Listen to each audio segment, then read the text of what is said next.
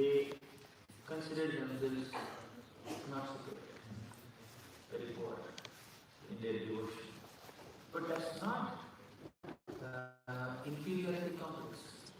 When a devotee considers oneself unqualified or even disqualified, not so great in one's bhakti, that's not a manifestation of the devotee's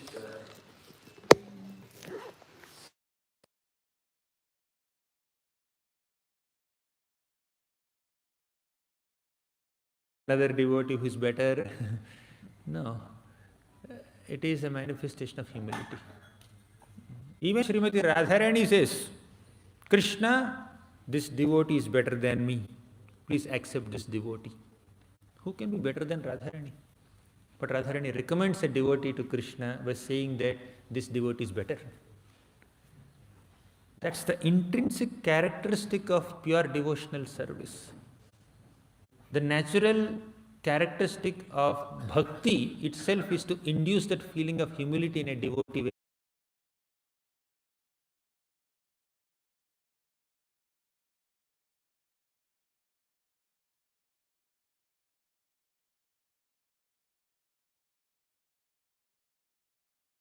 Krishna. Even the greatest Srila Prabhupada, after translating all these wonderful Vaishnava literatures like Srimad Bhagavat, Sri Chaitanya Charitamrita, Hare Krishna.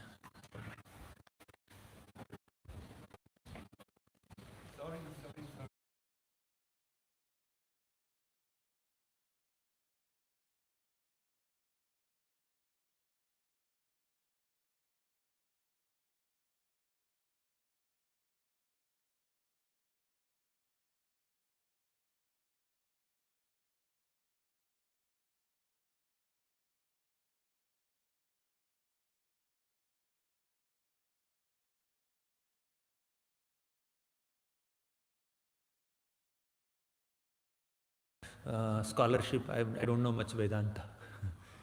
Can you just imagine the amount of humility that these acharyas have? It's not a poetic expression, it's not a formality. It's coming from their heart.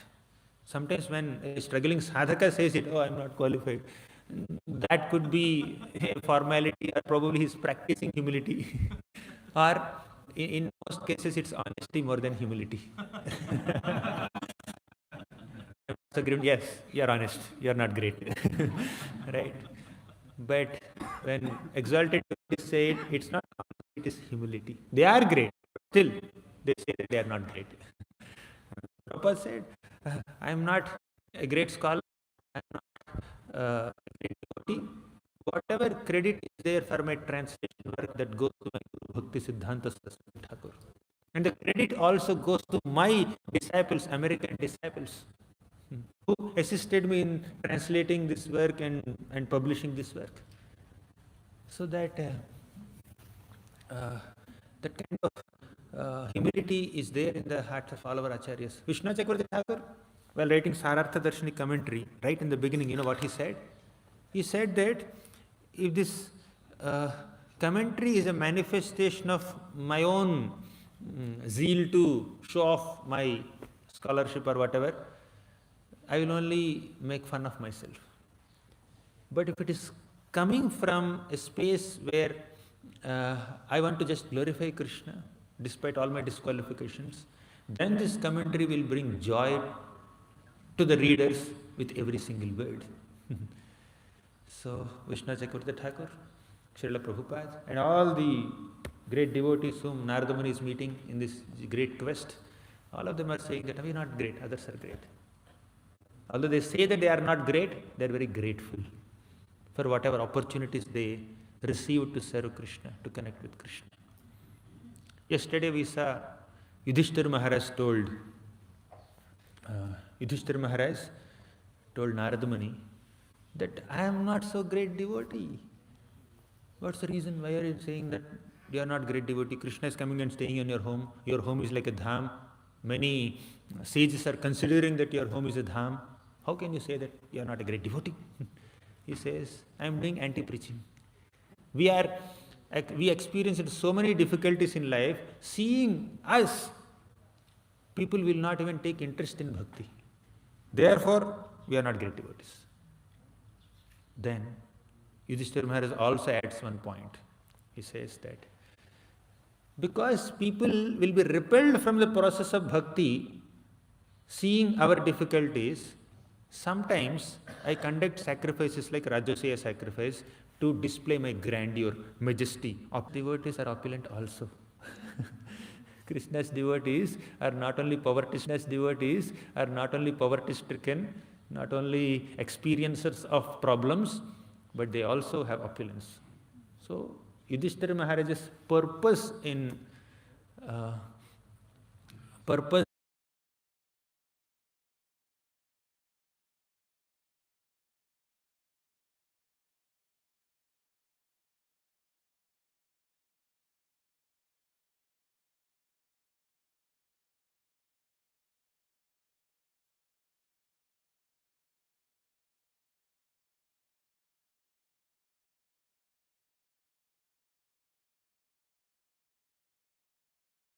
arts or skills, etc., that is only to attract people towards Krishna. Because some people get attracted to opulences. If you're speaking well, if you're singing well, if you're managing well, if you have certain talents and skills, and if you demonstrate those talents in front of people, those who have some taste for the talent will come and ultimately get attracted to Krishna. And when people come getting attracted to your talent, what will you do? You will give them Krishna. Therefore, devotees travel. That's the purpose. Therefore, the devotees conduct big sacrifices. You need to understand the intention. Yudhishthira Maharaj's purpose in conducting Rajasuya sacrifice is not to show off his opulence. The sacrifice he can do in his courtyard. Why did he call all the universal celebrities there? Such a grand sacrifice. I'm talking, I spoke about this Rajasuya sacrifice only with the children just now I had online class with US kids. So, this Rajasuya sacrifice is in a very grand manner. Brahma came, Shiva came, Narada Muni came, Bhishma was there. All the prominent warriors and kings and emperors of this Bhumandala, and even some Devatas, from Brahmarshis, Rajarshis, Devarshis, so many people came. Yudhishthira Maharaj is exhibiting this opulence so that people will understand that a devotee of Krishna is opulent. Therefore, let's take to bhakti of Krishna. And in that sacrifice, what did Yudhishthira Maharaj do? He just worshipped Krishna. He created such a big forum only for worshipping Krishna. Now there is a big hall here, such a wonderful setup here, Govardhan Retreat Center, such wonderful accommodation, serene ambience. All this is meant for what? To inspire people to take shelter of Krishna, Sharanagati of Krishna. So the purpose of manifesting grandeur and opulence is not to show off, but to bring people closer to Krishna. So Narada Muni, after hearing the words of Pandavas, he goes to Yadus. And as we discussed in a concise manner yesterday, these Yadus received Narada Muni, and they heard the way Narada Muni is praising the Yadus, and they said, yes, whatever you spoke about us is correct, but it's not applicable to all of us, it's applicable to one of us, and that is Uddhava. Yes, we definitely get Krishna's intimate personal association perpetually, continually, but only one of us gets that opportunity. All of us have a very limited opportunity, and that is Uddhava. And now Narada Muni goes to Uddhava. Narada Muni was about to go to Uddhava. Ugrasena Maharaj says, where are you going? Go to Uddhava's palace. Don't go to Uddhava's palace. Go to Krishna's palace. Uddhava is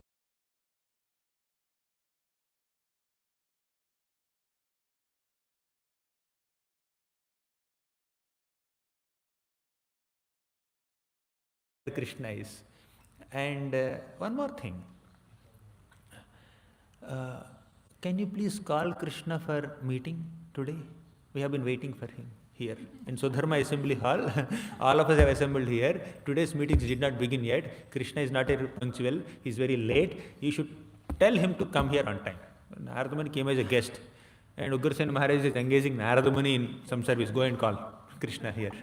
Tell him that we are waiting for the meeting. Narada Muni said, okay, fine. You are waiting for his meeting, but I am waiting for my meeting with him. So Narada Muni has no agenda to call Krishna. He has agenda to meet Uddhava and hear Krishna's glories, and I also understand Uddhava's deep devotion towards Krishna. Sometimes managerial meetings can be just kept on halt. Let's relish Krishna Bhakti. So anyways, Narada Muni is in great ecstasy. When he was coming to Pandavas, he was in ecstasy. When he was coming to Yadus, he was in greater ecstasy. When he was coming to Uddhava, he was in almost in trance. He completely lost composure of his emotions, his physical actions, his sensory functions. He went into deep trance and deep samadhi, and he's jumping and dancing and falling down and falling and tripping and shedding tears and crying loudly, behaving very, very strangely and ecstatically. What do you say in Hindi? Azib. Azib, right? He is behaving in an azib manner, means a very strange manner, very unusual manner. And in such a state, he came to Krishna's palace. Now we'll begin our class. So he came to Krishna's palace. Oh, we are in 6th chapter, sorry. He came to Krishna's palace and he was absorbed in Mahaprema. Mahaprema means intense love for Krishna and his devotees. Even the remembrance of a devotee also can absorb us in intense prema, not only remembrance of Krishna. So, with great eagerness to meet Uddhava, Narada Muni came there. And that day, Krishna was sleeping. You can show that picture, Prabhu. 118, page number 118. You see Krishna is on bed. So, Narada Muni is coming there with great ecstasy. He is totally strange, but all the devotees in Krishna's palace, they were anxious. When Narada Muni came there, all the devotees in Krishna's palace were anxious. Who were they? Balram, Uddhava, Rukmini Devi, Satyabhama Devi, even Rohini Mata and Padmavati. Padmavati is the mother of Kamsa.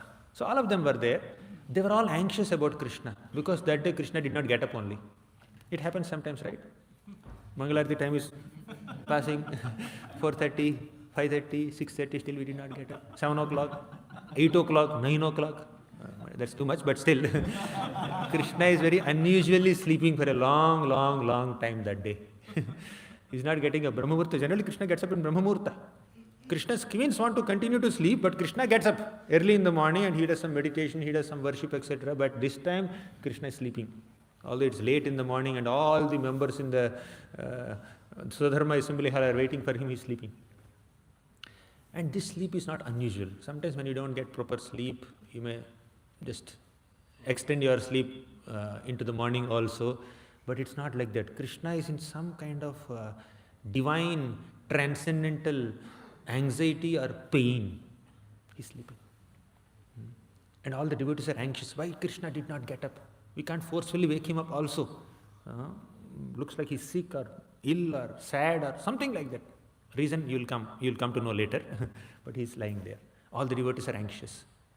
Already they are in anxiety about Krishna's condition.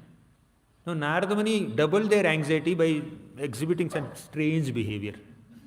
Narada Muni generally comes in a very exciting manner, just comes, hi, hello, like, oh, Hari Bol, Hare Krishna.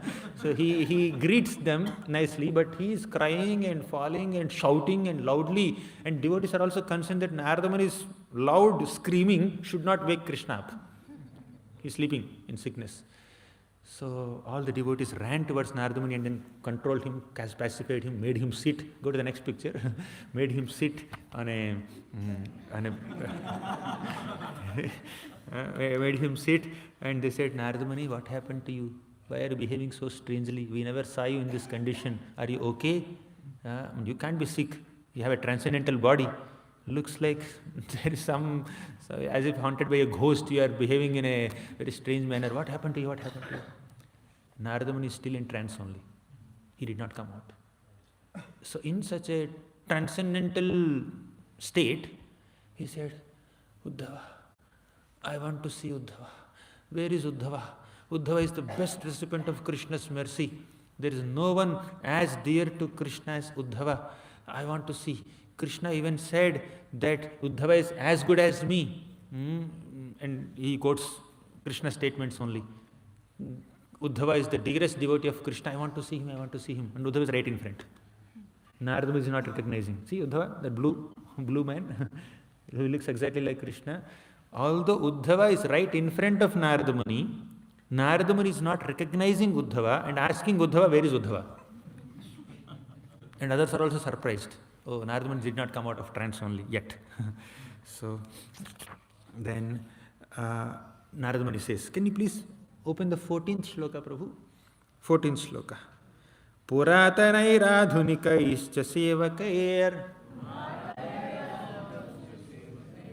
alabdhamaptolam anugraham prabhoh mahattamo bhagavateshu yastato mahavibhutihi swayamuchyate chayah. Puratanair adhunikaischa sevakair. Puratana sevaka means senior devotees, elder devotees. Adhunika sevaka means like younger devotees, new devotees, right? New bhaktas. So amongst all the older and younger devotees, alabdham aptolam anugraham prabho. Amongst all the devotees who received anugraha of Krishna, Uddhava is the foremost. No young devotee or no old devotee has ever received the amount of mercy or the quality of mercy that Uddhava received from Krishna. Narada Muni is in that mode. He is in search for the greatest recipient of Krishna's mercy. At this moment, at the stage of his realization in his quest, he says Uddhava is the best recipient. Mahattamo bhagavateshu yastato. Uddhava is greatest of all Vaishnavas. Mahattama means best. Bhagavata means devotees. Amongst all the Bhagavatas, devotees, Uddhava is the best. And Mahavibhutim Swayamuchyate Chayah. Swayamuchyate, Krishna himself said that Uddhava is the best of all my devotees. So Narada Muni said this and he's in ecstatic trance and he's calling, where is Uddhava? I want to meet him. And Uddhava understood. Uddhava is very exalted devotee. He understood. Oh, Narada Muni is now on a great quest to find out the best recipient of Krishna's mercy. In his journey, after meeting so many Vaishnavas, he came to me. He thought that I am the best devotee. But in the heart of his hearts, Uddhava understands that the gopis of Vrindavan are the best devotees. But he cannot say it now. Why? We will see. But let's see Uddhava's response first. Uddhava was overwhelmed with two feelings simultaneously. One is Dainya, second is Matsarya. Did you ever become envious any time in your life? Anyone here? Okay, only few honest devotees were raising hands. Don't think that I will believe you if you have not raised your hand. Right? But a good news for all of you is Uddhava is also envious. Matsarya. I said Uddhava manifested two qualities, Dainya and Matsarya. And by the way, when Uddhava manifested Matsarya, you may think that, oh, I have Matsarya, I have envy, Uddhava also has envy. But a bad news for you is Uddhava's envy is different from our envy. Uddhava's envy is transcendental envy, our envy is something else. You know what it is. Of course, some of you are pure-hearted, non-envious devotees. I'm just joking. But Uddhava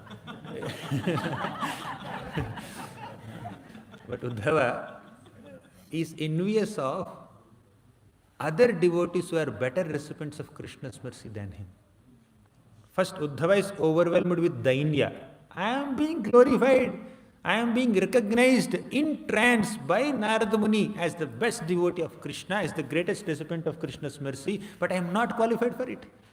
When someone is completely conscious, externally conscious, and he says that you are the best devotee, understand, he may be flattering me. Right? I understand when somebody appreciates me, there is some flattery. Even if it is genuinely appreciation also, still we understand I don't fit to this appreciation. But here Narada Muni is saying that Uddhava is the best devotee of Krishna in trance. He is not externally conscious. In such a state of mind, such a state of consciousness, a lie doesn't come out of someone's mouth. Because Narada Muni is absorbed in some ecstatic trance, what he says must be true. And it is not false. And Uddhava understood, oh my God, Narada Muni is such a great Devarshi, such a pure, exalted devotee of Krishna, very dear to Krishna. He is saying, I am the dearest. It must be, I have to accept it, I cannot counter his words. There is dainya, humility. First thing is, I cannot counter his words, I have to accept it. Second thing is, I am not qualified for this praise. So he is overwhelmed with dainya, humility. Secondly, because he is aware of who is a better devotee of Krishna, he is also overwhelmed with some kind of transcendental, divine jealousy. And this jealousy is filled with appreciation. Actually speaking, envy or jealousy is another form of appreciation. It's an indirect appreciation only. Why do you become envious of anyone? They have something that you don't have, right? They have something that you don't have, or they are something that you are not. And you want to be like them, or you want to have whatever they have. What does it mean? You are actually appreciating their position of having something that you don't have. You are appreciating their position of being something which you are not. That means you are actually appreciating them. Envy is an appreciation. Indirect appreciation. But instead of indirectly appreciating someone by envying them, better directly appreciate them. But Uddhava is indirectly appreciating the gopis. He is not directly appreciating. Why? There is a reason. If he appreciates the gopis in front of Satyabhama, in front of Rukmini, in front of Devaki Mata, Rohini and all the Dwarkavasis, they'll feel bad. They will feel bad, not out of envy, by the way. They'll feel bad because they might think, we are not great devotees of Krishna. We are not serving Krishna properly. Krishna gets best quality of service only in Vrindavan. Gopis serve him better. Gopas serve him better. Cows and calves give him more pleasure. We Dwarkavasis, we cannot give pleasure to them. So they will be overwhelmed with emotions, with a feeling of sadness that they are not able to serve Krishna properly. They will be overwhelmed with guilt. Because of that, Uddhava is very sensitive to their situation. When a devotee feels that I am not serving Krishna properly, that's not necessarily envy always. That need not be envy. That can be a manifestation of guilt also. I am unable to serve Krishna properly. Oh my God, I'm useless. So let me not make them feel like that. That is Uddhava's Vaishnava sensitivity here. Therefore, he is not appreciating gopis very openly. As soon as Narada Muni said, I want to meet Uddhava, the best of all devotees of Krishna, Uddhava went to Narada Muni's feet and embraced Narada Muni's feet. Embraced their feet. And Narada Muni did not say no, because he is in trance. It's a good opportunity. Good opportunity to embrace someone's feet when somebody is not in external consciousness. Don't try it, but Uddhava did it. Uddhava did it with Narada Muni. And Uddhava started speaking slowly. Narada Muni, you are Sarvagna. You read 22nd shloka, you can go through. Narada Muni, you are Sarvagna. You are knower of everything. You are Satyavak. You are very truthful. Narada Muni, who knows everything, who is always truthfully speaking this. Therefore, his words cannot be wrong. Then Mahamuni Vrata, you are the greatest of all sages like Vyasadeva. And Bhagavad Bhakti Margaji Guru, you are a great teacher. You are the spiritual master of so many Vaishnavas. Definitely, your words cannot go wrong. When you say that I am the best recipient of Krishna's mercy, I accept it to some degree, but there is someone who is better than me. Who is that? The gopis of Vrindavan. Recently, I had a humbling trip to Vrindavan. I witnessed. In fact, I was thinking also like that. I was thinking that I have great knowledge of Krishna, I am a great devotee of Krishna, I am an intimate, personal associate of Krishna, but till I went to Vrindavan, I was in that illusion. But after I went to Vrindavan, all my illusion is cleared. Brahma Vimohana Lila happened when Brahma came to Vrindavan.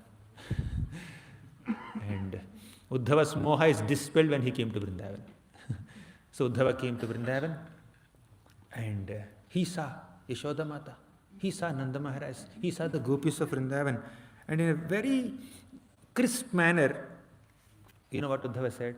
Everyone knows who is the best recipient of Krishna's mercy, and everyone knows what I sang when I was in Vrindavan. Everybody is aware of my aspiration to become a shrub or a blade of grass in Vrindavan so that I can receive the dust from the lotus feet of the gopis. Can you open that shloka? Asamaho. Last year in Sharanagati retreat at Govardhan Valley, with the instruction of His Holiness Sacinandana Swami Maharaj, we discussed Uddhava.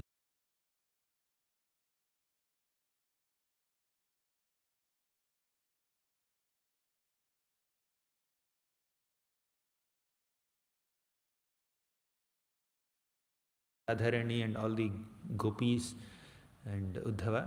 Now Uddhava says this one. Asamaho charana renu jushamaham syam Vrindavane kimapi gulmalataushadhinam yadustyajam svajanamarya patham chahitva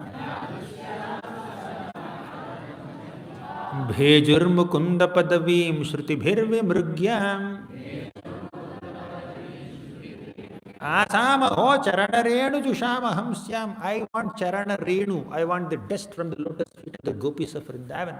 Uddhava is saying this, the best of all devotees of Krishna, whom Nagamuni is glorifying now. I want the dust from the lotus feet of the gopis. But if I go to these gopis and say, oh gopis, oh Krishna's beloved gopis, Dayita, can you please give dust from your feet to me, your lotus feet to me? The gopis say, hey, you are a great prince from Mathura. We are simple village girls playing with cow dung and cow urine and milk and pots, etc. No, we are not qualified to give our dust to you. Gopis say that. Then Uddhava thought, if I ask them, they will not give me. But I have an idea.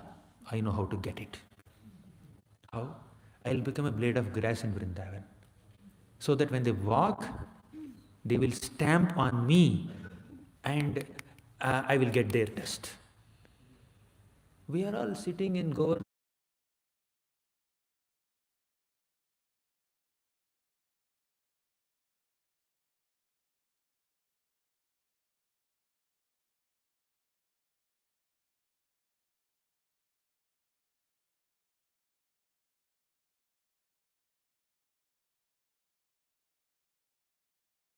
That you will become one blade of grass here at Govardhan Valley somewhere.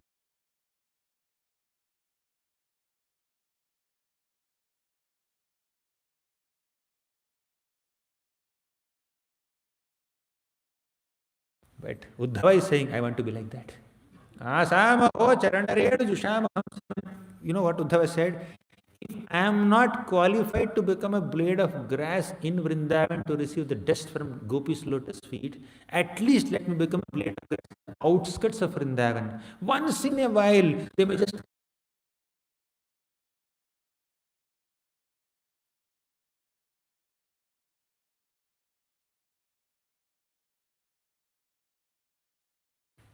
Why? Gopis are such exalted devotees. They don't want any power or position or visibility, etc. Once Narada Muni himself went to the gopis and said, oh gopis, Krishna has headache. And the medicine for this headache is the dust from the lotus feet of Krishna's devotees. Gopis say, we are not devotees. Our dust will work. You are definitely the great devotees. Your dust will work. They did not hear the word, you are definitely great devotees. They only heard, your dust will work. Okay, then fine. They filled pots of dust and put in Narada Muni's hands. Take this dust. Narada Muni said, oh, you are giving your dust. Do you know the consequences of offering your dust to Krishna? If this dust is placed on Krishna's head, you will go to hell. Then the gopis said, To relieve Krishna from his headache, even for 1 second or one fraction of a second, we are willing to stay in hell for the rest of eternity. To that degree, the gopis have love and affection for Krishna. And now, Uddhava is saying, I want their dust. They don't give. They give dust only when Krishna has headache. They don't give dust when we ask. Out of reverence, when we ask, they don't give. Out of desperation, when we ask that your dust will cure Krishna's headache, they are willing to give. And this is Uddhava's condition. Yadustyajam Sravanamarya patham chahitva bhejur mukunda padavim shruti bhirve mrigyam. Yadustyajam. Very difficult. Tyaja means the tyaga. Prabhu was describing, right? Tyaga is like renunciation, giving up. But dustyaja means very difficult to give up. What is very difficult to give up in Vedic culture? One's social customs, one's varna dharma, ashrama dharma, stri dharma, kutumba dharma.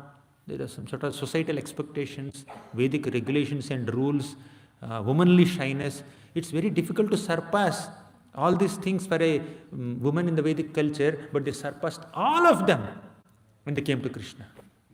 Pati sutanvayad bhratru bandhava ati vilanghyate achyutagata gati virastavod gita mohita kitava yoshitaha kastyaje nishi.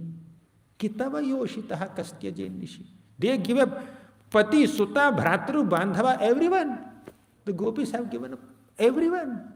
All the Vedic regulations and their brothers and their husbands and their children and their families and the Vedic regulations in the middle of the night, Sharat Purnima night. This Purnima moon is glowing since 5 years, 5 days, throughout 24 hours. Right? Seeing that Sharat Purnima moon, the gopis came in the middle of the forest. Who else can exhibit that level of dedication to Krishna? Krishna says, Naparaye ham niravadya samyujam swasadhu krityam vibhudayusha pipa. Krishna himself felt bankrupt. Krishna himself felt totally unqualified and incapable of reciprocating with the amount of love and service that the gopis have done. If Krishna said, I cannot reciprocate with your love, who can be a better devotee than the gopis? Krishna says, Yathamam prapadyante tamsataiva bhajamyaham. The way you approach me, I will reciprocate with you. That is Krishna's favorite dialogue. But in the case of the gopis, the way you approach me, I cannot approach you. The way you serve me, I cannot reciprocate with that service. I'm incapable. I'm bankrupt. I have no capacity at all. They are the best gopis, best devotees of Krishna. But Uddhava did not quote all these shlokas here in this context because he's very, very sensitive to the situation of the Dwarkavasis. In fact, Krishna is also sensitive. Therefore, Krishna is not paying a visit to Vrindavan. So, as Uddhava is saying like this, he said, everybody knows my aspiration. Everybody knows who are the best devotees. Everybody knows how much I appreciate those best devotees. But I wish to avoid speaking about them in this context. Narada Muni, you also must avoid your eagerness to hear about them. You cannot hear. I know you are conducting a series of podcasts in so many lokas to find out who is the best devotee, and you have come here saying that I am the best devotee, but you know in the heart of your hearts that Srimati Radharani and the gopis are the best devotees, and you want to hear their glories from my mouth, but I am not going to speak. For those I will not speak. We have seen in all the podcasts of Narada Muni so far, we have seen devotees who are being praised, they are diverting praise to another devotee. All the devotees are praising, who are being praised by Narada Muni, they said, we will not accept this praise. They refuted the praise and they diverted the praise to another devotee. But here, Uddhava is not going to do that. When Uddhava is being praised, Uddhava did not refute Narada Muni's praise. Uddhava did not praise the gopis. He says, I will not do it. My suggestion is you should not be eager to hear about it. Because this is not the venue. You should also understand that We need to speak appropriately according to the context, according to the ambience, according to the people around us. In certain ambience, in Dwarka ambience, you cannot just glorify the gopis. Uddhava says. But of course, Krishna does something else. See, till now, we have seen devotees glorifying other devotees, but in this last chapter, next chapter, Krishna glorifies the gopis. Therefore, Uddhava took a low profile. Let me not glorify. You hear directly from the Supreme Personality of Godhead. You are in the search for the best devotee of Krishna. Let Krishna say who is the best devotee of Krishna. So far other devotees said, oh, he is best devotee, he is best devotee, he is better devotee, better devotee. But Krishna, let him say who are the best devotees of Krishna. That we will see in the next chapter. But Uddhava says, I will not speak. When Uddhava said, I will not speak, when Uddhava told Narada Muni, you should not be eager to hear now, that stirred emotions in Rohini Mata. Rohini Mata said, Uddhava, you are not speaking. I will speak. Because more than Uddhava, Rohini Mata knows the glories of Vrajavasis. Uddhava went to Vrindavan and stayed a couple of months and witnessed the love of the gopis in separation from Krishna. But Rohini Mata stayed for 11 years in Vrindavan, right next to Yashoda Mata, and she witnessed love in union also. Love in separation also, love in union also. So Rohini Mata said, let me speak the glories of the Vrajavasis. She did not say that I will speak the glories of Vrajavasis. Now here it's a lecture, it's not a formal lecture. She automatically, it was an emotional outburst on her side. It's not that she's planning to glorify them in a systematic way, it's not a planned podcast here. It's like very spontaneously, as soon as Uddhava said, indirectly hinted the glory of the gopis and Vrajavasis, immediately Mother Rohini said that, Uddhava, you reminded me of that. Although almost a century passed by now, Rohini Mata relocated from Vrindavan to Mathura, then eventually came to Dwarka as Vasudev's wife. So almost several decades passed, still the memories of Rohini Mata's stay in Vrindavan along with Yashoda and Nanda and Krishna and Balaram are very fresh in her memory. All the childhood pastimes of Krishna are imprinted in the memory of Mother Rohini. And somehow with great difficulty she's subduing those memories, she's sidelining those memories, she's trying not to bring up those memories because that will only increase her pain in the heart, especially her empathy towards Yashoda Mata. Yashoda and Rohini are inseparable like sisters. And Yashoda and Rohini Mata, these two devotees, they loved and served Krishna and Balaram as their children. Sometimes Yashoda Mata gives her milk to Balaram, and sometimes Rohini Mata gives her milk to Krishna. So two mothers are taking care of two children as if they were their own. Of course, Yashoda Mata is always one step ahead of Rohini Mata's Vatsalya Prema, but Rohini Mata's Vatsalya affection for Krishna is even superior to Vasudev's, her husband's, superior to Devaki Mata's also, because Rohini has Vrindavan touch. She is associate of Yashoda Mata for 11 years during the childhood pastimes of Krishna. So she just could not control herself, and Uddhava indirectly reminded her of Vrindavan memories. She became overwhelmed with ecstatic feelings and she started speaking. She said, alas, Vrajavasis have been devastated by cruel fate.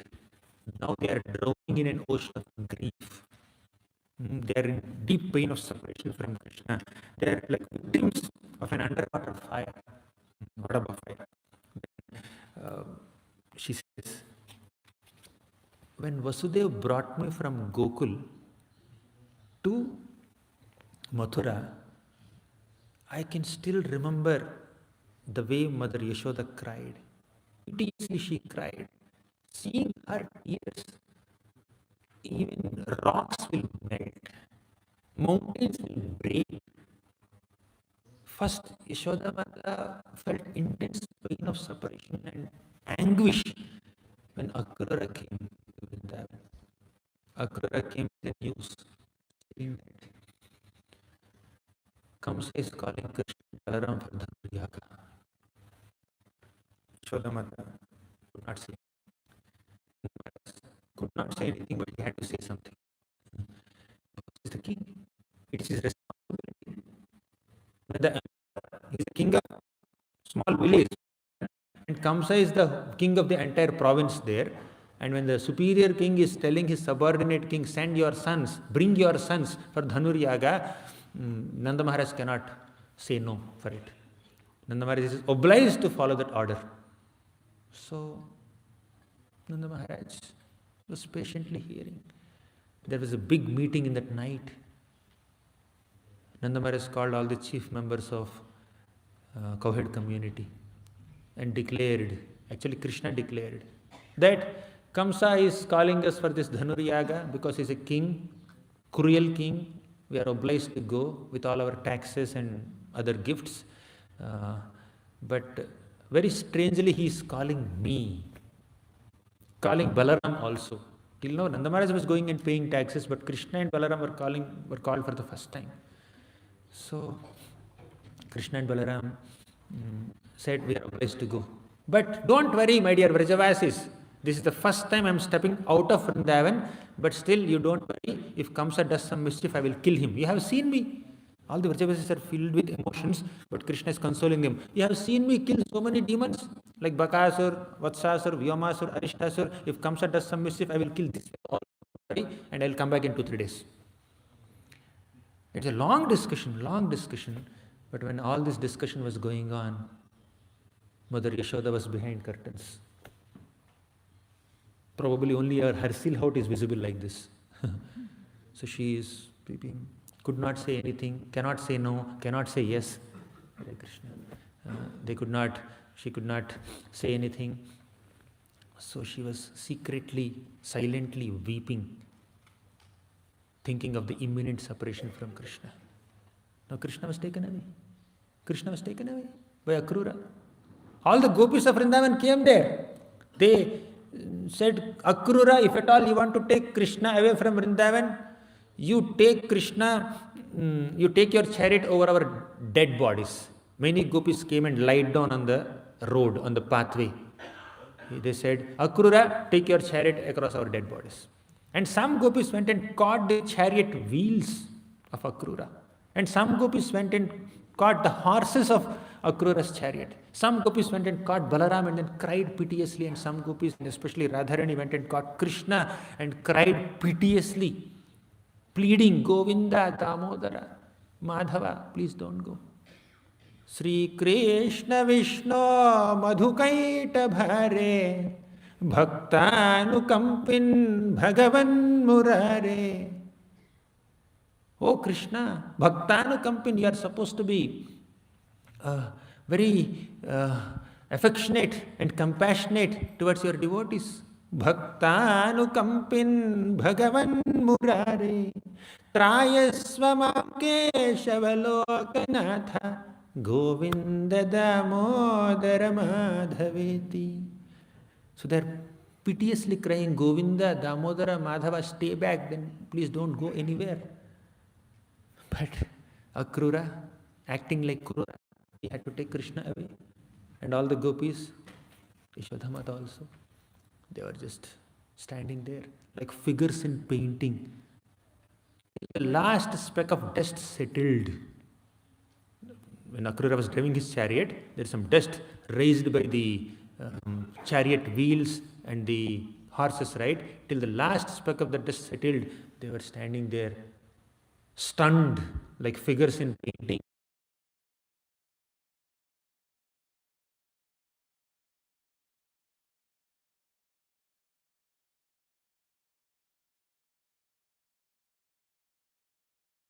Went, killed Kamsa, killed Kovalaya Peda. Krishna and Balaram together killed Chanura, Mushtika, Shala, Toshala, Kuta. All this killing thing is done. And now Krishna has to come back to Vrindavan. But Krishna is not allowed to come back to Vrindavan. When Krishna is missing Vrindavan. Krishna was supposed to come back to Vrindavan, But Vasudeva says, I want Krishna here.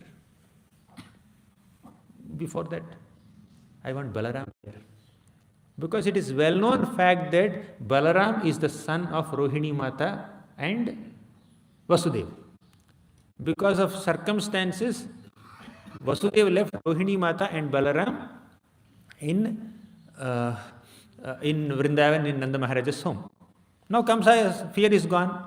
So, technically speaking, Balaram has to stay with Vasudeva and Rohini Mata also has to stay with Vasudeva. Rohini is still there in Vrindavan.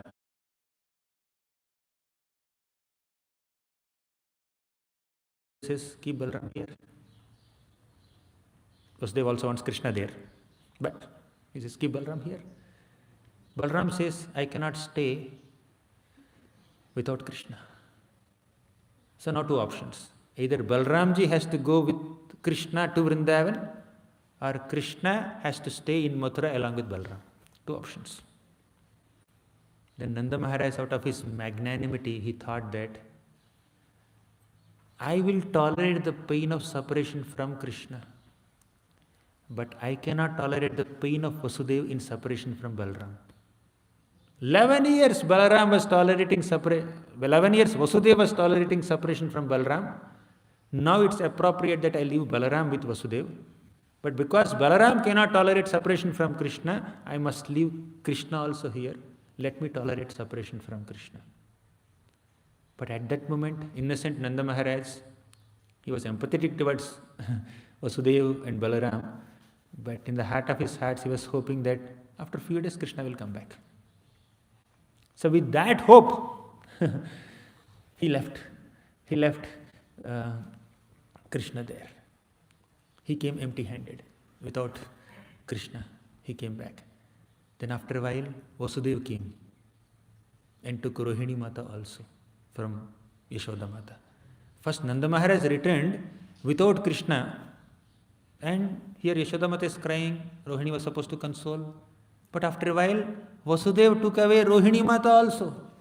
Now Yashoda Mata was not left with anyone. Her two children, Krishna and Balaram, are not with her. Her dear friend Rohini was not with her. And Yashoda Mata piteously cried in Vrindavan. Piteously cried.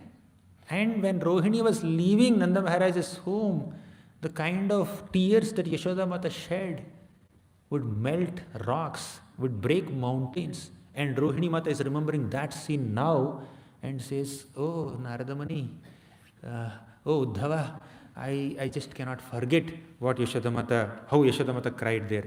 And that is about Yashoda Mata's tears. What to speak of younger gopis? She was crying that made even stones shed tears and lightning bolts shatter. But the gopis, younger gopis like Radharani, they were lying there like corpses, dead bodies, devoid of life.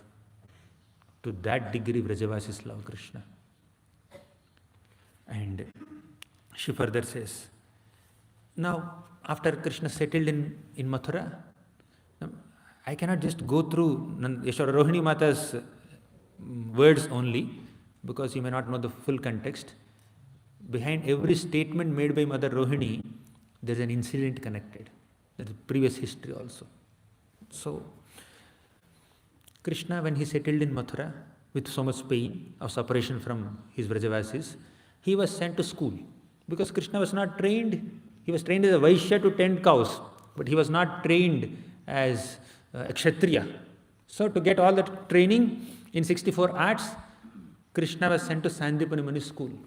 But Krishna is so expert, wonderful student. He learned 64 arts in 64 days. And he came back from Ujjain to Mathura. And Rohini Mata very, very gently went to Krishna and said, Krishna, when Vasudeva brought me from Vrindavan to Mathura, your mother, Yashoda, cried. She wanted to say it with sensitivity. She thought that if I elaborately describe the pain underwent by Mother Yashoda, Krishna will be devastated. Krishna will feel that pain. He is a small child, 11-year-old boy. I should not completely tell him the extent of pain experienced by Mother Yashoda, but I must reveal something to him. She kind of hinted and very briefly described the pain of Mother Yashoda to Krishna. And her intention was, after Krishna hears this little description from me, Krishna will be inspired to go to Vrindavan and console the Vrajavasis. Let him go to Vrindavan. What's the big problem? Vrindavan is not so far from Mathura. He is in Mathura. Let him go to Vrindavan. Let him console. Let him see Yashoda Mata and Nanda Maharaj and console them a little bit. That's her intention. But Krishna did not do that. And Rohini Mata is blaming Krishna. I told him about the pain of Mother Yashoda. But Krishna was so insensitive, indifferent, apparently, that he did not choose to go to Vrindavan. He did not go personally to console Nanda Maharaj and Yashoda Mata. And instead, this Krishna sent you, Uddhava. Instead of personally going and consoling his parents and all the Vrajavasis, he had sent you as a messenger. Therefore, you went. And you came with this whole news. And Uddhava came back and he shared his experiences of staying in Vrindavan. And Krishna was hearing continuously. Yes. Aur bolo, aage badho. Just speak more. He was saying, but he is not personally going. So, Rohini Mata spoke about the pain of Vrajavasis to Krishna after he came back from his education, school. But Krishna did not go. He sent Uddhava. Then Uddhava consoled the Vrajavasis, tried to console Vrajavasis, and he came back to Krishna and he started speaking to Krishna. Then also Krishna did not go to reveal something that comes in future.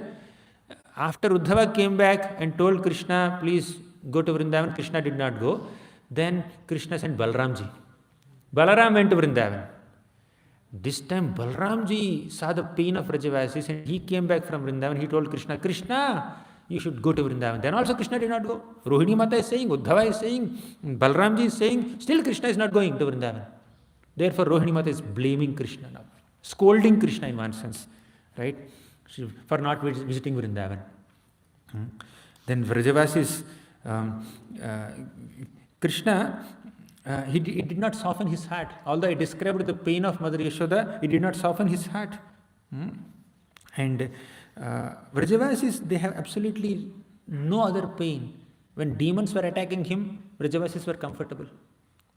When demons were attacking Krishna, Vrajavasis did not feel so much pain. The pain that Vrajavasis are feeling in separation from Krishna is millions and millions of times greater than the so-called pain that they experienced when some Dharishtasura, Dhenukasura, or Vatsasura, Vyomasura attacked them. Even when Krishna lifted Govardhan, when Indra created devastating rainfall, that also did not torment the Vrajavasis. In fact, they were happy. They were so happy that they got to see Krishna for 1 week continuously. Generally, when there is floods and you came out of your home to a different place, you'll think, what happened to my home? I kept my iPhone for charging. What happened to it? To the phone? There were floods at home. What happened to my car? What happened to whatever other things, paraphernalia is there? But they were not thinking at all. In fact, when Indra stopped his rainfall also, when Krishna kept Govardhan mountain back in its place also, none of the Vrajavasis were in mood to go back to their homes. To that degree they love Krishna. They love Krishna more than their homes, more than their children, more than everything else in the entire creation. Now Krishna is not there with them. Krishna is very indifferent. Even then, your Lord did not go to help them. Now he has other goals to accomplish, other priorities. What is that other priority? Yadus. He is spending time with Yadus, but not with Vrajavasis. Meanwhile, Padmavati, Kamsa's mother, she intervened. Now her intervention in this whole conversation looks like a great disturbance and distraction and a tangent in such an emotionally loaded conversation. But from another perspective, her intervention, her intrusion into this conversation with totally off topics, that kind of enhanced the flavor of this whole conversation. We will see eventually as we proceed in this chapter, next chapter. So Rohini Mata, the darling of, Padmavati, she said, this Rohini is so biased towards Vrajavasis. She is blaming Krishna for not going to Vrindavan and consoling those uncivilized, forest-dwelling, mountain-wandering cowherds. What have they done to Krishna? They engaged Krishna in tending cows. They used Krishna in taking care of their cows and lifting cow dung and going into the forests which are filled with thorns and bushes and sharp stones. And they did not even give shoes to Krishna to wear. Krishna was abused. Krishna was exploited by the Vrajavasis in Vrindavan. All the gopis are tormenting him. They did not even feed him properly. One day Krishna, out of hunger, he tried to eat some butter. And that cowhead lady, she tied Krishna. She abused Krishna. She chastised him. Although Krishna was not getting bound, she joined hundreds and thousands of ropes to bind him for eating little butter, for breaking little pot. Mother, this Padmavati, Kamsamata, Padmavati is blaming the Vrajavasis. Treatment of Krishna is like very exploitative.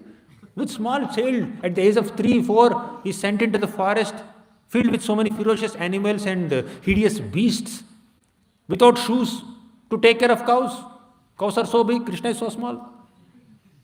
So she is displaying some kind of grandmotherly affection for Krishna, and saying this Vrajavasis have mistreated Krishna, abused Krishna. Krishna is not supposed to go back to them. That is her point. And Rohini Mata completely ignored her words. Because she is very old, she lost control over what she is speaking. She is not speaking with intelligence. Because of advanced age, she is not presenting things very logically. Speaking something little tangential. But Rohini Mata completely ignored him, and she continued to speak. This Krishna is very indifferent towards the gopis. And when Krishna went to Mathura, he killed many enemies, and he relaxed for a while at Vishram Ghat and became the ruler of the kings in Dwaraka. Basically not ruler, but a prince of Dwaraka. He became Dwarkadhish, and is caught up in these details. He is not going to Vrindavan. Rohini Mata continued to maintain her mood despite the interruption of Padmavati. She continued to blame Krishna and quote-unquote scold Krishna for not going to Vrindavan. Then Rukmani Devi came and defended Krishna. She said, Rohini Mata, we respect you, but what are you saying? Krishna is indifferent to the Vrajavasis. Krishna is insensitive to the Vrajavasis. Krishna is not caring for the Vrajavasis. Krishna is not remembering the Vrajavasis. What are you saying? My dear Rohini Mata, please understand that Krishna is constantly meditating on Vrajavasis. In fact, he thinks only about Vrajavasis. While living in Dwarka, while sitting in Dwarka, he is thinking only about Vrajavasis. He is not even seeing us as wives. Krishna is not even seeing us as wives. Dwarkavasis are virtually non-existent for Krishna. Throughout the night, I know, when Krishna is sleeping, throughout the night, he just says, Radharani, where are you? Lalita, Vishakha. Sometimes he remembers his mother, Yashoda. Sometimes he calls his cows, oh my cows, where are you? Sometimes he remembers his mountains and rivers throughout the night. I'm only seeing, have you seen small children sleeping in different postures? Right? Like this, all kinds of postures. Little kids, did you sleep like that? You don't know, you're sleeping. So, Krishna, when he's sleeping on his bed, Rukmini observes, Krishna is sleeping in Tribhanga posture. His neck is bent. And not only Tribhanga posture, he's in this posture also, while sleeping. Can you just imagine? He is constantly absorbed in Vrindavan throughout the night. He is calling out the names of Vrajavasis. He is manifesting physical gestures and postures like a Vrajavasi. and playing flute, then Satyabhama intruded. Satyabhama said, Rukmani, what are you saying? You are saying that throughout the night Krishna is remembering Vrindavan, meditating on Vrindavan, dreaming about Vrindavan. Even during the daytime also he does the same thing. You are saying only night? No, even during the daytime also he says the same thing. Even I am there, Satyabhama is right in front of him. He is remembering Radharani. He is remembering the cows and calves and peacocks and butterflies of Vrindavan. Yashoda Mata, Nanda Maharaj, constantly remembering him. Remembering them. We are non-existent. He doesn't love us. His body is here. His mind is not here. His heart is completely in Vrindavan. Rohini Mata, you are saying he is indifferent? What kind of judgment is this? So Rohini Mata, Rukmani and Satyabhama are defending Krishna. And in fact, she says, today Krishna is lying there sleeping. He is not in this picture. So in the previous picture you have seen Krishna is lying there, right? The reason for Krishna's lying there like that, with his blanket on his face like this, if I put a picture like this, you will not understand it is Krishna. Therefore, we did not put blanket there. Right? But actually, when Krishna slept in the past time, he kept his blanket on top like this. His face is not visible. He is covering himself. Satyabhama, Rukmani, they say that Krishna under the blanket is meditating on Vrajavasis. He is absorbed in remembrances of Krishna. Looks like during the night he must have seen something in his dream connected to Vrindavan. Therefore, Krishna is not waking up till now. Lost in the memories of Vrindavan, he doesn't even care for Brahma Muhurta. He doesn't care for his Vedic rites. He doesn't bother to get up early in the morning also. He's sleeping throughout the night. And during the daytime also, early morning also. And the Sudharma Assembly Hall is waiting for him. He is under the blanket, he is meditating on Vrindavan. So then Balramji comes there. He kind of confronts Rukmini and Satyabhama. Rukmini and Satyabhama, you ladies, what are you saying? Krishna is constantly meditating on Vrindavan. Under the blanket, he is remembering Vrindavan. You are saying like that? He is just doing natak. I know he is natak. Since his birth, I have been witnessing him. I am his closest associate. Pakka drama artist, Krishna. He not only dresses himself like a drama artist, he also acts like a drama artist. Natavara Vapuhu. Natavara, not only Natavara Vapu, he has Natavara Prakriti also. Natavara nature also. So he is like a drama artist. He is deceiving us. He is making a show to all of us that he is remembering Vrajavasis. Even in his dreams, even during the daytime, even while skipping his morning rituals. But he is very insensitive, very indifferent. He is not going to Vrindavan. He must go to Vrindavan. He must understand the problem there, that the Vrajavasis cannot survive without his presence. He's supposed to be empathetic, he should go. And he said many other things. And Balramji anxiously requested Krishna. I told him, after my visit to Vrindavan, I told him, Krishna, please find some excuse to go to Vraja and console Mother Yashoda, console Radharani, console Nanda Maharaj. But he agreed. Krishna agreed, yes, I will go. My dear brother, I will definitely go. Thank you very much for all the information, all the updates you have given me. We didn't have Google here, but we have given all updates by personally witnessing. But I will go definitely. But he never went. Hearing these words, Krishna was overwhelmed with emotions. He was like this, right? He opened the blanket. He came out. He came out of his bed weeping, crying, screaming loudly. He was behaving more strangely than Narada did some time back. So although he is apparently in trance, he was hearing all the words of Rohini Mata.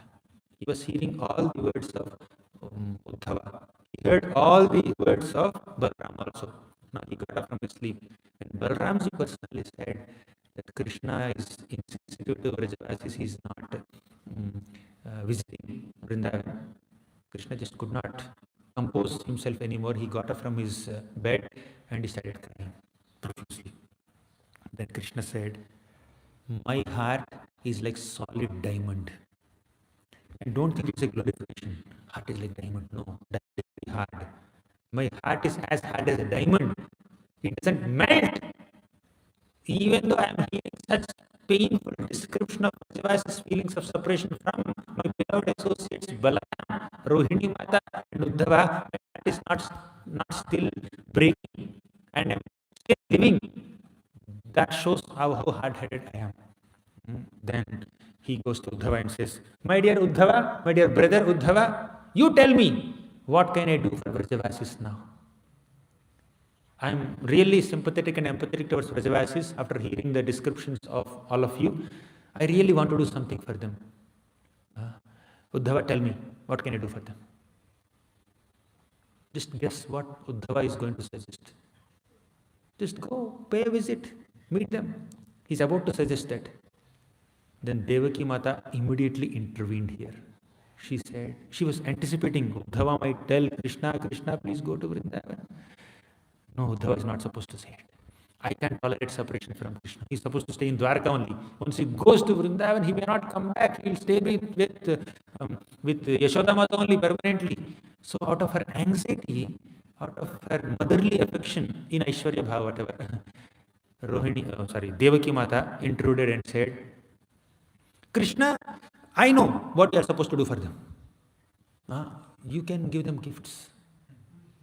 You can profusely give them as many gifts as you want. So that is Devaki's advice. Anticipating that Uddhava would tell Krishna to go to Vrindavan, she did not want that to happen. She said, just give them some gifts.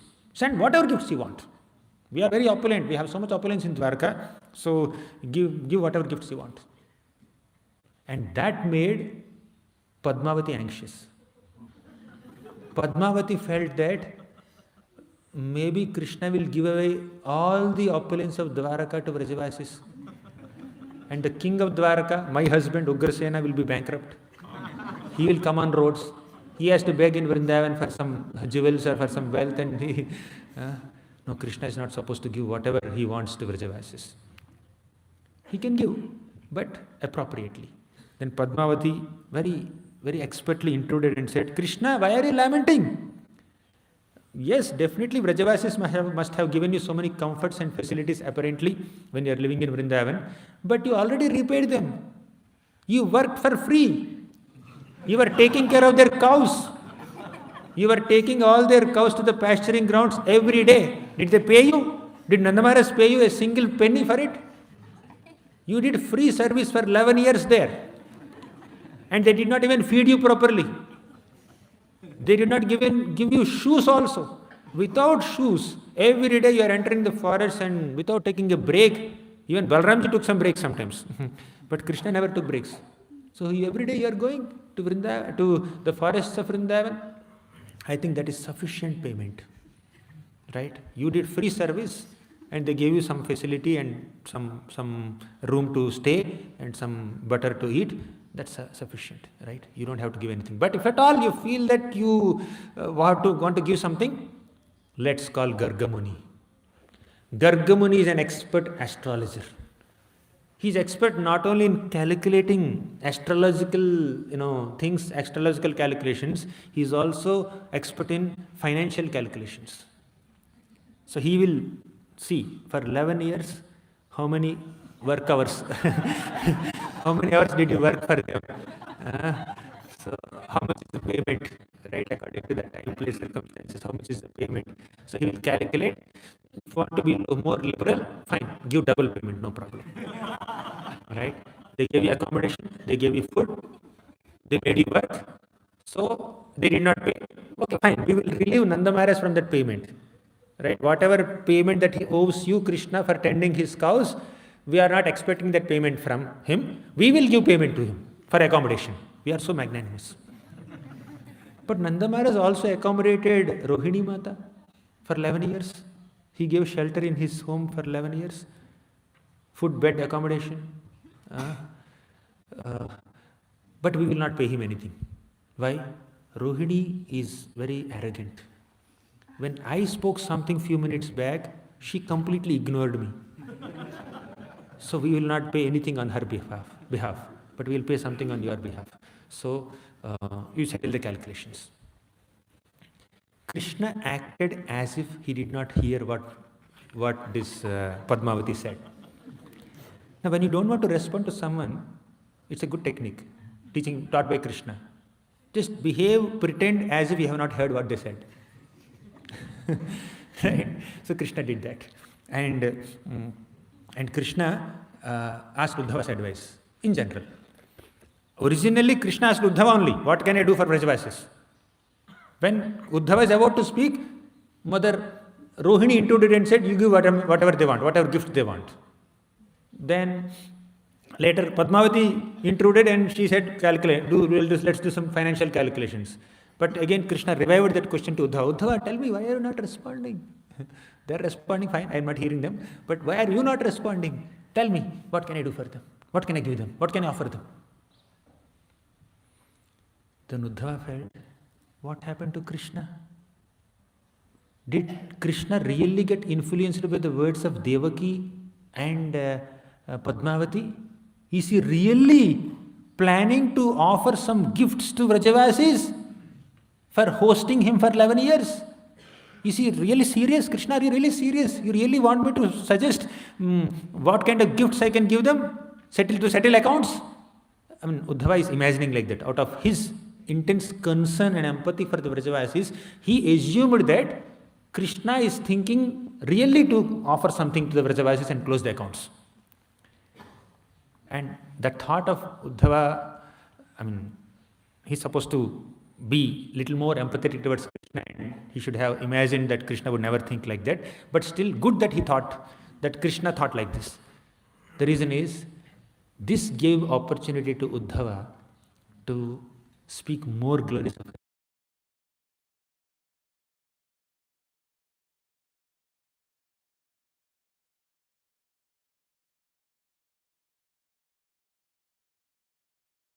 राजराजेश्वरता विभूतेर न दिव्यवस्तूनि च तेव भवत्तः न कामयन्तेऽन्यदपि किञ्चित्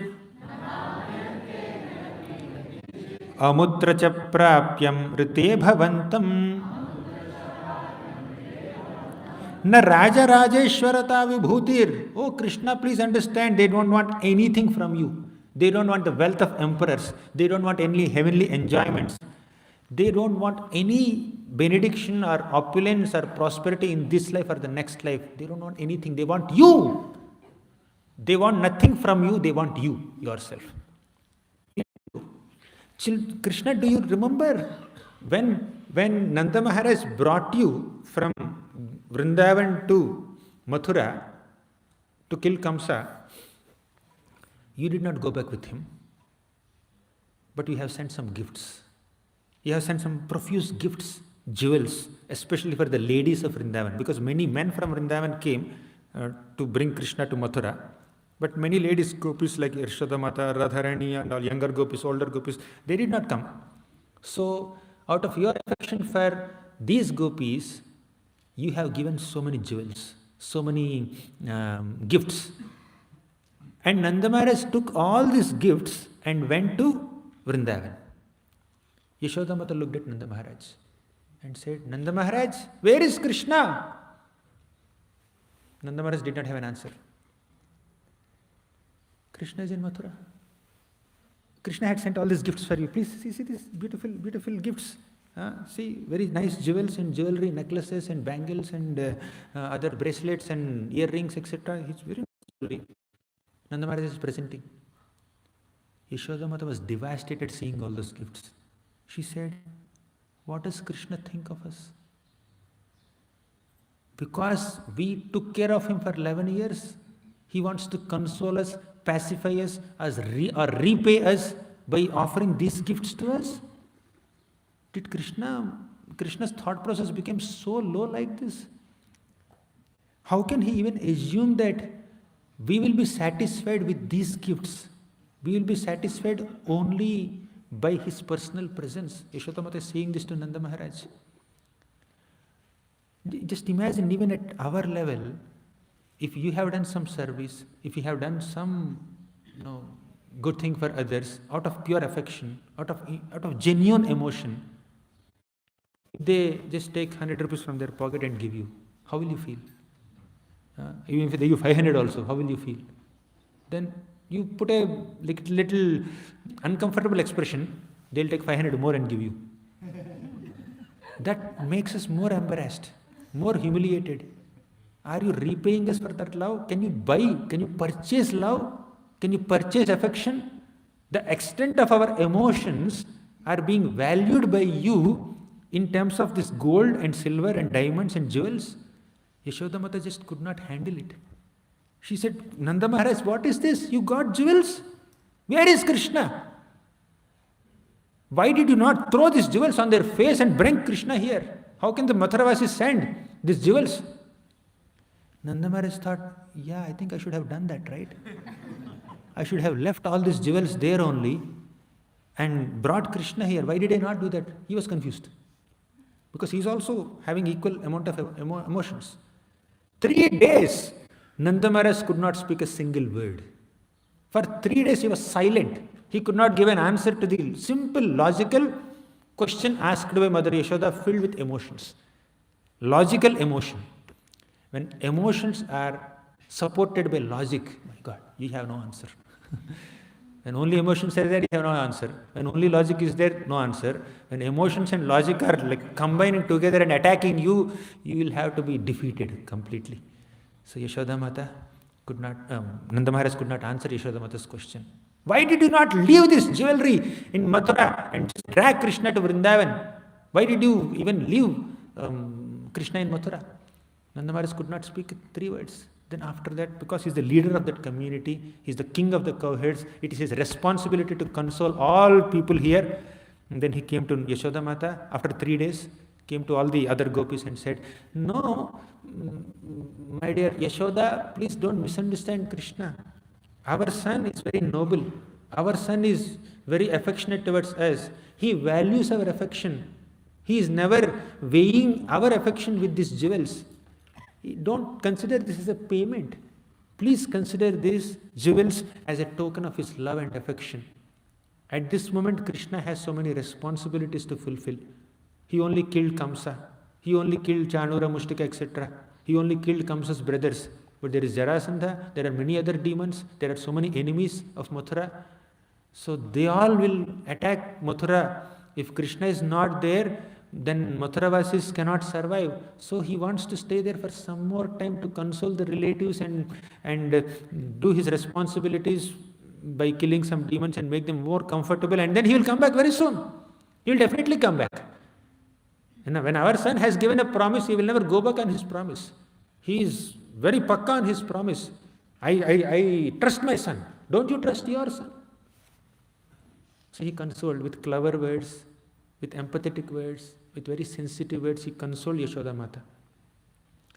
Then Yashoda Mata wiped her tears and said, yes, really, Krishna loves us. Krishna definitely will come back to us. So all the jewelry that he has given, is this a token of his affection? If we wear this jewelry, will Krishna be happy? Nanda Mata said, yes, of course he'll be happy. Yashoda Mata immediately took the jewelry and then decorated herself and then put all the earrings and nathani or whatever, bangles, bracelets. She just wore everything and said, yes, when Krishna comes back to Vrindavan from Mathura and he sees that we are wearing the jewelry that he had sent, he'll be very pleased that we followed his instructions. And he will stay here only. Let's please him. She has no interest in the jewelry. But Nanda Maharaj convinced her that that jewelry is a manifestation of Krishna's affection, Krishna's love. They are tokens of Krishna's love. So Yashoda Mata wore that jewelry, hoping that seeing this jewelry, Krishna will be pleased. And very innocent, very hopeful. Even though Krishna is indifferent. Uddhava is saying all this to Krishna, by the way. Uddhava, although you are indifferent, you are insensitive, you are just sending them jewelry, sending them gifts. Still, she is using those gifts, she is wearing that jewelry, hoping that you will come back once again. Now again you are going to send gifts. Don't Don't give so much of importance to the proposals given by, who is that, Padmavati. He did not literally say that, but Uddhava's words are like loaded with emotion, saying that you cannot console Krishna, you cannot console the Vrajavasis with your gifts. Forget it, Krishna. You have to personally go. Then, last time you have sent gifts with Nanda Maharaj that did not have any impact on them. But later you have sent me with a letter. Then also they asked for your personal presence only. Then Krishna just could not handle this. He broke into tears and he made a gesture. He made a gesture like this. He was basically asking for an ink pot and a feather and a pen to write a letter. Again Uddhava said, Krishna, what are you planning to do? Are you going to write another letter? Earlier you have sent gifts with Nanda Maharaj. That did not pacify the Vrajavasis. Later you have sent a letter with me. That did not pacify Vrajavasis. Now you are planning to send another letter. What's the use of your letter? You go personally. You cannot send a letter. So then when Uddhava is insisted like this, then Padmavati became insecure. My God, what happened to this Uddhava? He is convincing Krishna to go. He is trying to send some gifts or letter, and Uddhava is like completely influencing Krishna to go. Please, Krishna, you should not go. She also has her own affection for Krishna, but she is not very logical and reasonable in her proposals. You know what she said, Padmavati? Oh, foolish Devaki, we understand now. You are inducing Uddhava to speak all this. This Uddhava was sent by Krishna to the Vrajavasis, and Vrajavasis fed him butter, fed him buttermilk, fed him ghee, fed him all kinds of milk products. They hypnotized him. They manipulated him. Now he is speaking a lot on their behalf. Looks like they completely allured him with their milk products, and now he is alluring Krishna to go to Vrindavan, Devaki, and you are supporting it. You are endorsing it. Krishna cannot go from here. That is her point. Why should Krishna go there? That forests of Vrindavan are filled with thorns, bushes, and hideous beasts. And Krishna is walking barefoot there. And Krishna is tending all these cows, and cows are going in different directions. Have you ever tended cows anytime? Did you take cows to the pasturing grounds anytime? Anyone here? In your childhood, some Indian villages? Not for fun, seriously. Yes. In GV, we went. Like 2010, none of the things were there. None of the buildings and temples were there. So, myself and one more devotee, Jagannath Kripa Prabhu. So we used to go every day morning, some say 9 o'clock, 9:30 after breakfast till lunchtime. We used to go with cows. And cows will go in any direction. And we have to run behind the cows and get them back. And they may just touch lovingly our bones with their horns. Sometimes, right? When they're aggressive. You have to control them. And bulls, my God. And then when bull's nose is not pierced with a rope, bull becomes uncontrollable. And in GV, we don't do that also. We don't pierce. Like, you have to control bulls. And even calf also is very difficult to control sometimes. When you're trying to pull the calf will stamp on your feet, and then lotus footprints of calf on your feet. One nail is gone, some blood is coming. So all this will happen. So it's very difficult to control. I used to go with the cows, and he is more into cows. I was there just for fun. I would go on the tree, sit on a mango tree and practice Kartal there. Right? Hey, Prabhu, cow is going there, please run behind him. I will run behind this cow, you run behind that cow. Very difficult. And Krishna has to control all these cows. Not that easy. What's the point of Krishna going back to Vrindavan? Padmavati is saying all this. Then Rohini became furious. She said, "You Kamsa Mata!" She said, "You mother of Kamsa." She did not say respectfully, "Oh my dear mother-in-law." She did not say that. Rohini became very furious with Padmavati and said, "You Kamsa Mata!" everybody knows how heinous Kamsa's character is. Now she is addressing Padmavati with the name of Kamsa, in a little disrespectful tone. Old lady, she is not speaking logically. She said, "Do you think that Vrindavan forests are very austere to visit?" Then Rohini Mata profusely glorifies Vrindavan, such beautiful ambience of Vrindavan. She glorifies the cows and calves and birds and beasts and the valleys and the mountains. You are saying that Krishna is not wearing shoes. Actually, Yashoda Mata gave him shoes. Krishna said, "I will not wear." And the dust of Vrindavan is so soft that it is like baby talcum powder. Krishna's feet are never hurt. In fact, when you go to Vrindavan, you prefer not to walk with shoes. You leave your shoes aside and then you walk barefoot. And Rohini Mata very beautifully, you can go through the book, Rohini Mata very beautifully describes the forests and lakes and rivers and water bodies of Vrindavan. And she says, tending cows, of course, generally it is difficult to tend cows, but all the cows and buffaloes and other domestic animals of Vrindavan are so well cultured, well controlled that without Krishna having to do anything, they will come back on their own. They will go into the pasturing grounds, they will eat whatever grasses are there, plants are there with proper discipline, and they will come back on their own. And Krishna doesn't put any effort to take care of the cows throughout the day. Krishna goes along with the cows, and throughout the day Krishna and the Gopas are playing. They are just playing all kinds of games. Krishna is enjoying there. And the cows are in their own world. Sometimes they come and lick Krishna. They shower their affection for Krishna. So there is absolutely no austerity for Krishna while taking care of cows in Vrindavan.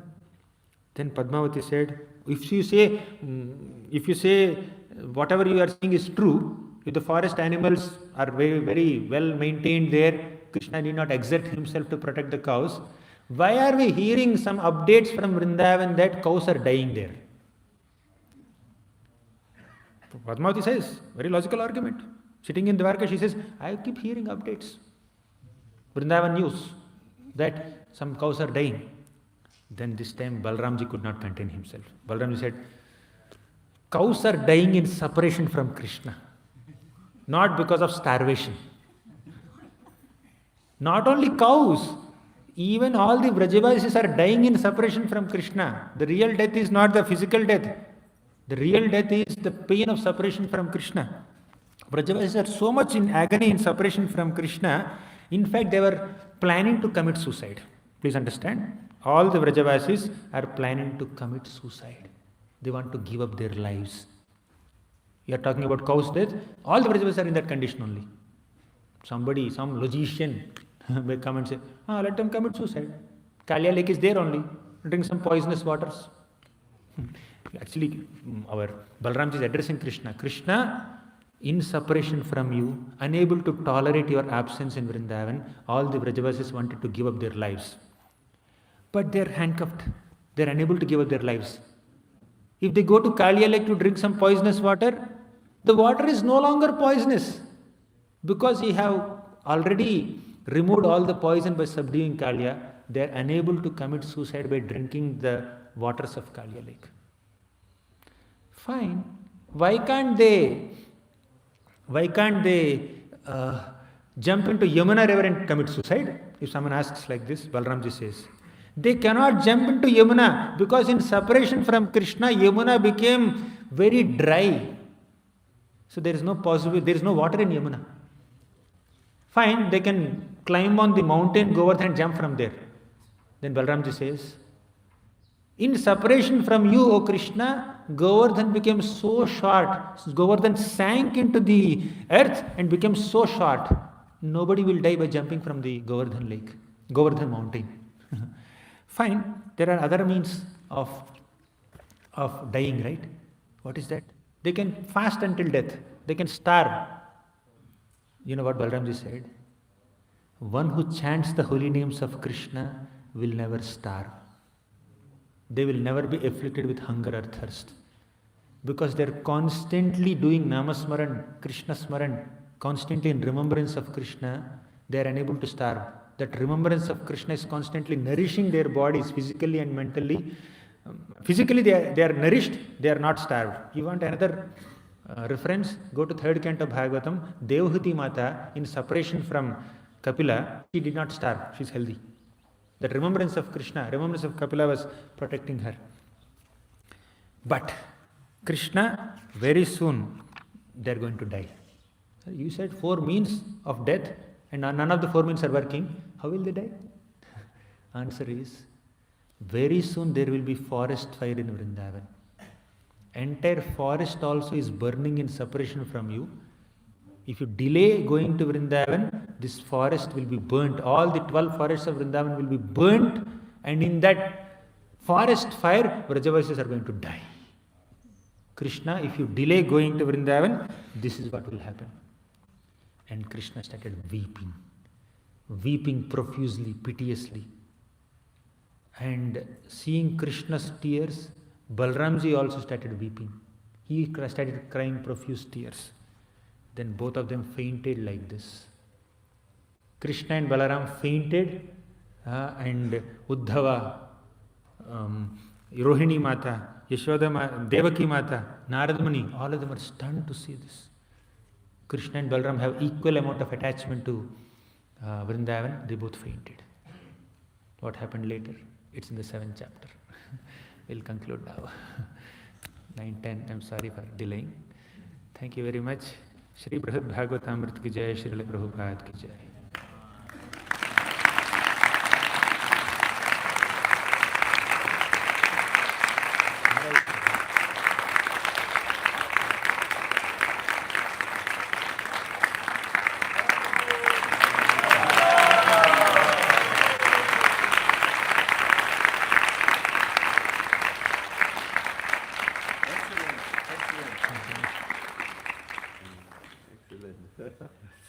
Hare Krishna. I was looking at the time, but then I thought I will be the greatest atheist, the greatest disturbance, and all the Brajbasis will kill me if I stop Gauranga Darshan. And 10 minutes, what is 10 minutes? Thank you so much. Really, the nectar was again flowing, the nectar of Krishna Katha. Thank you. I would just like to make 3 short announcements. My dear devotees,